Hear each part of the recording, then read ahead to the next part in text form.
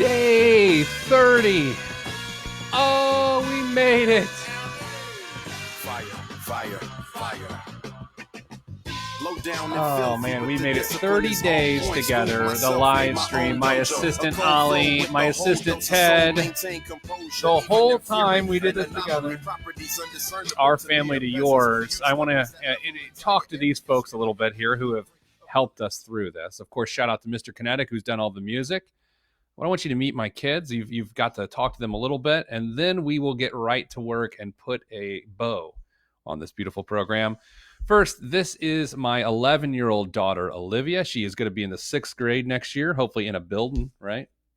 Go to the school. Ollie, what are you looking forward to the most when this whole quarantine is over? When we can go out and do stuff, what are you looking forward to the most? Going back to my gymnastics gym and the pool. You know, I'm excited to go to your gymnastics gym too and watch you perform. Yeah, I'm looking forward to that. Tito, my man, come here. Hello. All right. Hello. What are you looking forward to the most when this is all over? When we can go outside and do things again, what do you want to do first? What are you most excited about? Play with my friends and go back to the basketball court. Yeah, ball for life. Victor Oladipo, as we call him. All right, guys. Hey, thank you for all your help. Ollie, did you want to say something? Wish everybody some luck? Yeah. We're all going through this hard time, and we're all praying for everyone, and good luck. All right, Tito, any last words? Not paid advertisement. I don't even know what that means. Okay, on that note, go away.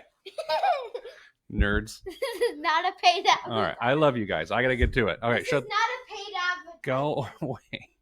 All right, hey, everybody. Sorry, that little self-indulgent minute and 55 seconds. I wanted to thank my kids for being relatively good so we could pull this off.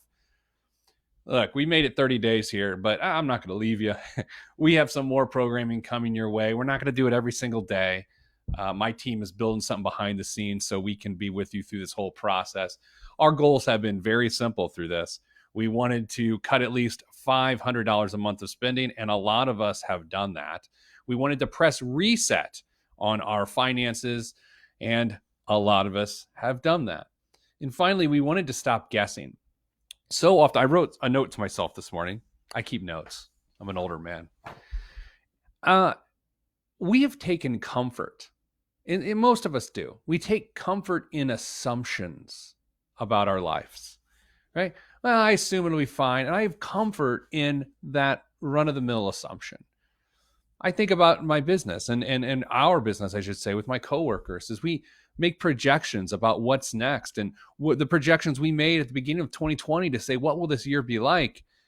They were based on comfortable assumptions, and those assumptions allowed us to be comfortable. But I'm telling you, not only have we stopped assuming certain things will come to fruition with our business, I'm asking you to stop assuming certain things will come to fruition in your financial life. That is not to say to be pessimistic. I'm not saying get rid of optimism. I'm saying let the numbers do the talking. At the final moments of our time here together today, I want to talk to you about a 90-day plan that I need you to put in place, and I want to tell you how to do it. For me and my colleagues and the executive team of my organization, we have put together a plan that takes us through the end of 2020. What does the cash flow look like? Coming in, not coming in, you know? So I want you to do the same thing. If you want help at any point in time, I want you to go to callheymoney.com. Not only can you see the last 30 days of what we've done together, the callheymoney.com blog, you can see that. But like many of you, you've called us and we're working with you right now. You know, we've been working with some tough situations, but we're really glad we're involved. I'm extending this offer to you. This code will eventually die, but for now it works. It's called the cheese code. You enter the coupon code cheese and you'll get 10% off for $17.99 a month. Look, I want to keep our relationship up, you and me. So feel free to listen to the Pete the Planner podcast. You can always go to callheymoney.com if you have questions as well. But today you get your marching orders. Today I want to talk about what's next, and that is that you need to fight. You have to fight. By the way, there's a reasonable chance I get emotional today on the show. It's a very emotional time for a lot of people. But sometimes there's joy in knowing what we can do. And I think one of those things that we're focused on today is to fight. You have to fight to get through this. Now, some people you see on Facebook and that you see on Twitter, it doesn't seem like they're going through much, right? They either have a job that they're not infected with their income, they have means, they have savings, and so it's just another day for them. And I'm glad for them. I'm not jealous of them. Some of my friends and I were talking about that last night. People who are not small business owners, people who have really stable, solid jobs, people who have a lot of savings, and you're happy for them. But sometimes when you see what they have going on, and when you see that they're not concerned and they're really smart and talented people, maybe you shouldn't be concerned. That's just not true. They are either really well insulated from this, and I'm really happy for them, or they're in denial, and you need to fight. If you are like most Americans right now, you are going to have to fight to make this work. So today we are dedicating our entire show to that concept. I got some hellos. Kim from Lafayette. Hello, Kim. Linda, man, she says she might be going through PTP withdrawal. That's all right. There's plenty of ways to see me on the internet. That sounded much creepier than I intended. Here's what we're going to focus on, and here's how we're going to tell you how to fight. Number one, I'm going to tell you how to focus. The biggest issues people deal with when they're trying to do something really difficult is they don't know what to focus on and what not to focus on. So we'll hit that first. We're going to dig a little bit deeper on don't guess. We're going to talk about the concept of sacrifice. This is not a fun one. I saved it for the last day because it's not fun. And you know how the last day of school is. Actually, the last day of school is fun. Speaking of, we're all going through our own stuff, especially everyone watching this. You start to think about our kids' last day of school. Think about when you were a kid. It was your last day of school. Maybe you're the oldest in the school and it's your last day in that school before you go to a different school, like my daughter, Ollie. Man, that's tough to think about. I mean, in some degree, they don't know what they're missing, your last day of 5th grade before you go to 6th. But it's really sad to think about. Finally, a 90-day plan. You guys, I was talking to one of our clients this morning. And when I say our clients, I mean a large organization that employs lots of people. And I was on their town hall this morning. And there is so much going on that it is really hard to know what to focus on, right? There's things that you have to be aware of just out in the world. You have to know, what's the flattening of the curve, how that is going, how the government is reacting to this. Am I getting a stimulus check? Am I not? Am I supposed to file for unemployment? Can I not? There's a lot going on. Then there's just the everyday run-of-the-mill stuff that we'd be doing if we weren't in a global pandemic. Just the normal worries of relationships and health and wellness and all of those sorts of things. So it's incredibly difficult to know what to focus on. And so I think the big part of learning how to fight to get to the other side of this thing is knowing exactly what you can do. And all you can do is all you can control, and that is to focus on your spending. I don't know what your income situation is. I don't know what it's going to be a few months from now. And no matter how hard you want to hustle, what makes this situation so difficult is that the gig economy is decimated right now. There's something beautiful last year at this time, for instance. Let's say you just got real hot and fiery about wanting to change your life. What's great about that is that you can cut expenses, and then you've dug yourself a hole, of course, because this is why you want to change your life. So what you do is you go get a gig. You drive Uber. You deliver food. You go work at the mall over the holiday. You hustle. You work 2, 3 jobs. And yeah, it's really easy to get caught up in the idea that a person in America shouldn't have to work several jobs. I get that. And that is an issue that is very bothersome at this time. But you know what? The people that do it, I'm really proud of them. It's really hard to do. I've personally done it in my life, and I found a lot of value in it. I also know that when done the wrong way, it makes a person's financial situation worse because then they become dependent on that increased level of income. What I'm telling you right now is why this is so hard, unlike anything we've ever dealt with before, because these side gigs did not exist in the Great Depression. In the 1930s, no one was driving horse Uber. I think there were cars then. No one cares. Listen. This is harder than anything we've ever dealt with. Because if you want to grind and make more money, the opportunities aren't really there. That's what's so difficult about this. So what you can focus on is your spending. When times get good, when you have a little glimpse of hope, Don't let that hope distract you from what you're trying to accomplish. I have a normal example I often give about this that is a little on the nose given what we're going through right now because it involves toilet paper. Any other time in history, toilet paper is just a very handy tool. Right now, it's a currency, a paper currency. But I want you to think about, and we've probably done this on the show already. I want you to think about toilet paper in the common sense prior to there being a shortage. You go in the restroom, there's some TP, you see it, you see how much is on the roll, you're seated, you go to use it, and if there's a lot on the roll, you will use more because you have abundance, right?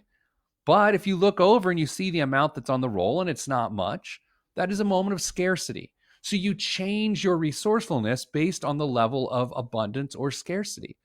What happens when you're trying to do something very difficult and you have bad sign after bad sign after bad sign, despite the fact that you're doing the right thing, is that when you get a good sign, when you see a full roll of TP after a long day and you're, oh, good, I get to use as much Charmin Ultra as I want, you can lose focus, you can lose resourcefulness, and you'll make worse decisions. Do you realize most Americans make their worst decisions on payday? And they make their best decisions the day before they get paid. This is to say, when times are scarce, people make better decisions. When life feels abundant on payday, we make our worst decisions. So it's hard enough to stay focused within a 24-hour period of the day before you get paid and the day you get paid. That's hard enough during normal times. So to stay focused right now is a monumental effort, which is why an accountability partner is everything. It's everything. Your significant other, an adult child, a dear friend, the Hey Money team. You need accountability. If nothing else, just to have someone to talk to keep you resolved, to head in the right direction. A coach, if you will. I don't want to go into this whole thing, how the best athletes in the world still have coaches, but it's true. And there's a reason, because on the hard days, you lose focus. What we want you to do is to stay focused this whole time.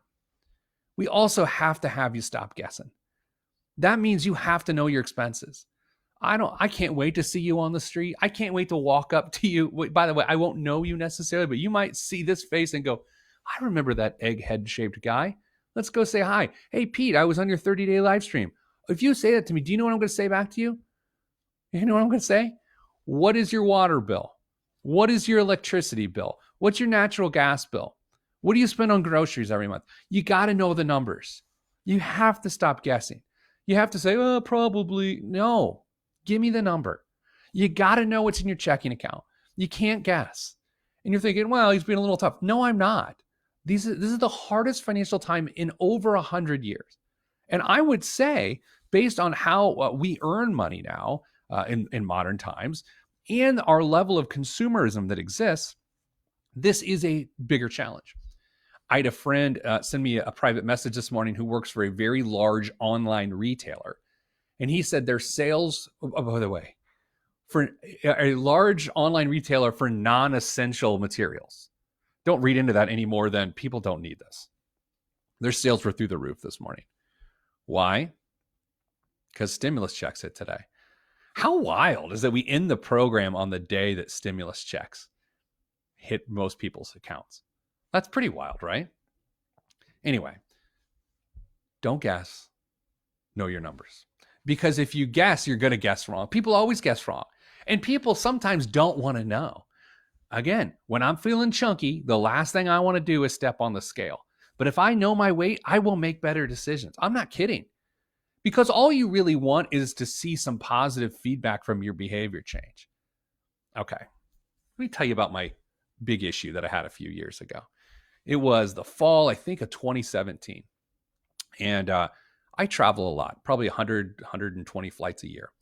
And so one of the things I do when I leave a city after I speak is I go to the airport, I find a restaurant, because I always get there early. I'm a planner. I grab a burger, I grab a beer, and I shove them in my face. And it's this way of saying, all right, I'm done working.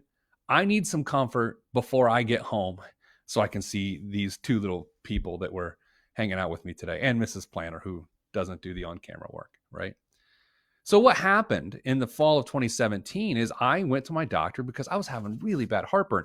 I thought I was in pretty good shape, but I was having really bad heartburn.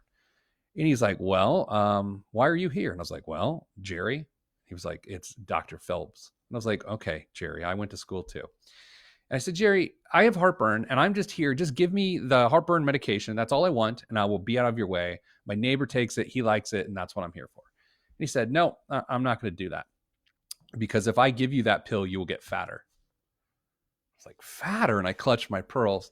And I said, Jerry, he said, it's doctor. I was like, shh. I shushed him. I touched his lips. This is pre-COVID. You could do that. And he said, look, if I give you that pill, Peter, then you will get fatter because you will learn to tolerate the foods that make you fat and give you heartburn because this will mask it. And so what I had to stop doing instead of taking this pill is I had to change my behavior. So the first time I went to an airport after that, I didn't get a burger. I got grilled chicken Caesar salad, and it was very disappointing. And I texted my wife. I was like, well, on the road to recovery, hashtag skinny Peter. And she was unimpressed. And I wasn't into it. Next time I went to the airport, did it again. Food choice, grilled chicken, everything was fine. Well, here's what started happening. I was making these choices that were really hard. They were a big sacrifice, yet my heartburn started to go away. Then the pounds started to go off, and I started exercising every single day. What is once sacrifice turns into the way you do things. You know, yesterday we talked about standards. To get to those levels, to get to the standard of we have 3 months expenses in the savings account, to put the right amount in a retirement fund, to never go into credit card debt, to get there takes a tremendous amount of sacrifice. But at some point, it crosses over into self-control. And that's what we need right now. The next, I don't even know how many days to tell you. It's funny, when we first started this back in, well, I guess what, March, mid of March, no one knows. We were talking about, well, this could be 6 to 8 weeks. And then I said, it could be 16 to 20 weeks. I don't even know what I'm talking about anymore, how long this will take. Because it's not like if we go back to work on May 1st or some economy opens back up on May 1st, we're not flipping a light switch. This is going to take some time. So what I'm telling you, the sacrifices you're making right now, while it's still reasonably okay. Now, some people watching this are in a nightmare right now. And for some people watching this, it's going to get worse. But if things are okay right now for you, you still need to dive really deep and dig very deep to make that sacrifice. So here's what I want to do. I got to have you have a 90-day plan. Like I told you, my organization, we were just putting plans together. We have an 8-month plan now. So what's the math on that? A 240-day plan. That's what we just did over the last couple of days. So you need a 90-day plan. Here's what you do. You know it involves a spreadsheet. Why? Because that's where things excel. Get a spreadsheet, okay? Or a napkin. It doesn't really matter. Graph paper, I don't care. Have it skywritten with your stimulus check. I want you to put your income sources and pay dates, specifically your pay dates, over the next 90 days. If you get paid every 2 weeks, awesome. You probably have 6 different pays over that 90-day period. And then I want you to put your fixed expenses over that same time frame. I also want you to put your variable expenses, your discretionary expenses, dining out, online shopping, going to Target, Walmart, whatever your store is. And I want you to see how long you stay positive. I mean, this is based on money currently in your checking account. This is based on, well, we could have a dip there and your emergency fund comes in and saves it. Because the last thing I want you to do is to say, oh, well, I think we're okay right now, but you really don't know. And then 60 days from now, you may not know. You'll be surprised. And some of you will find out you're more stable than you thought. And all the heartache you've had over this has really just been fear, and understandable fear. I mean, it's a terrifying thing. But I'll just tell you this, is probably too transparent. I worry about this stuff too. I worry about it not so much for my family, but for my entire organization and all the families of people that work for me, work with me, right? So that's to say that, I have a lot of concerns about what business looks like. But I'll tell you this, once we put it on paper and we looked at what an 8-month plan looked like, it looked a lot better than the fear had you thinking. And that could happen to you too. If you want to fight if you want to fight to get through this situation, because some people, very frankly, are going to have their financial lives decimated for decades. There's just no other way to say it. I can't tell you what percentage of people, but I will tell you, if you don't pay attention, if you're not willing to sacrifice, then you could be in that group. One other thing about sacrifice real quick. It's funny. I got an email from a lady the other day, very nice woman. And she said, look, here's my biggest concern. We've gone on a family vacation every year for the last 17 years. And we have a family vacation scheduled for August. And she said, absent, where we are with the virus, I just don't know if it's a good financial decision given that my husband just lost his job. But you can't put a price on memories, is what she said. And believe it or not, that is not the first time I've heard that in the last 20 years of doing this. People tell me that you can't put a price on memories line in various forms all the time. And I don't dismiss it, but it's important to understand the right sacrifice right now is probably not to go on vacation, right? Not only for health concerns, which I'm not even going to touch that, but you're going to have to change your life this year. You just are. Your holidays at the end of the year probably are not going to be the same in terms of what you spend on stuff. Your kids' birthday parties, you may have to pull back and not spend as much. All of these habits and behaviors we've developed over years as adults spending money, you have to press reset on those too. And that's okay because it's the right thing to do. But if you're making sacrifices to get to the other side of this and you don't have it mapped out with a 90-day plan, then guess what you're doing? You're guessing. It's easier to make sacrifices when you know what it's for and you know what the numbers really look like. Don't martyr your financial life without data. Don't say, well, can't go. Well, why can't you go? Things are bad. No, give me the numbers, man. You got to have the numbers. So make a chart. 90 days of worth of income. What days is the income hitting? What are those expenses for that month? And just see if it turns negative at any point. That's what you need to do. Because this isn't a 30 or 60-day problem. This is at least a 90-day problem. And by the way, when you get 90 days out, probably when you get 75 days out, you probably should put together another 90-day plan. I typically, in normal times, I like people to look about 30 days ahead. 30-day budget cycles. Can't do it now. You got to see if you can survive 90 days. If you need help with that, it's what we do. It's literally what we do all day long, hundreds and hundreds of times a week. Go to callheymoney.com. If you've enjoyed anything I've had to say, wait until you meet my coworkers. They make me look like, I don't know, not good, because they're amazing. You will love them. You will email me and tell me that you love them. And I'm excited at the idea that you would get to meet them. So go to callheymoney.com. You can use offer code CHEESE. I have some news coming for you in the coming days. I'll post it here on the Hey Money Facebook page, the Pete the Planner webpage. By all means, go to PeteThePlanner.com, sign up for our newsletter. You can always get information there. But we're going to do some more live streams. We just are trying to figure out the frequency right now. Tiara, I'm just reading some comments now. This has been helpful. Well, you know what's helpful? Comments like that. All right? Because we all in this together. We have to keep encouraging you. For me to be able to encourage you, it's encouragement like that helps. So thank you for that. David, he's on the exercise bike in the garage. That's one thing. I exercise every day, but the intensity of my exercise has not been what I want it to be. That's something I need to get better at. So David, thanks for that. Melanie, you're right. The more information, the better. Chuck says he loves the 30-day program. Sad that those who need a reset and the worst are the ones not watching. Yeah, that's interesting, right? I spend a lot of time thinking about that. And there's a lot of reasons why people who need the reset the most or don't watch. And I'm okay with that. The reality is to understand that there are really 4 different lives in America going on right now, right? There always is, but especially now. Number one, there are people who think they are doing fine, but they're not. And so those people are tough to reach. People who think they're doing fine, but they're not. Then there's people who are not doing well. They know it, but they're so disillusioned by the process that they just don't want help. Then there are people that are doing fine, but it doesn't feel like it, right? And so they have a lot of anxiety. So you can get to those folks because they want help. Then there's people who are doing fine and it's intentional and they know it, But the reason they're doing well is because they pay attention to stuff and they plan. So if you think about those 4 groups we've just described, the last 2, relatively easy to reach.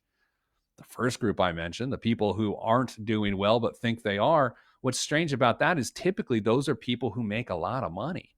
Most of the people in that category have pretty high incomes. It's that group 3, as we call them in our offices, the people who aren't doing well, they know it, but they're just beside themselves. They're despondent. Those are the people we wish we could reach more. Angela, thanks for your comments. It's been a good, fun 30 days. Same with you, Jessica and Tony. Yeah, Tony, I feel you.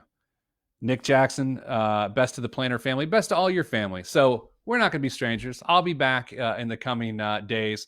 Might do something next week. Might take a week off. But please go to Pete the Planner podcast. Join us there. I'm pulling for you. Told you I'd get emotional. What are you going to do? It's only live streamed. We'll fight. We'll get through it.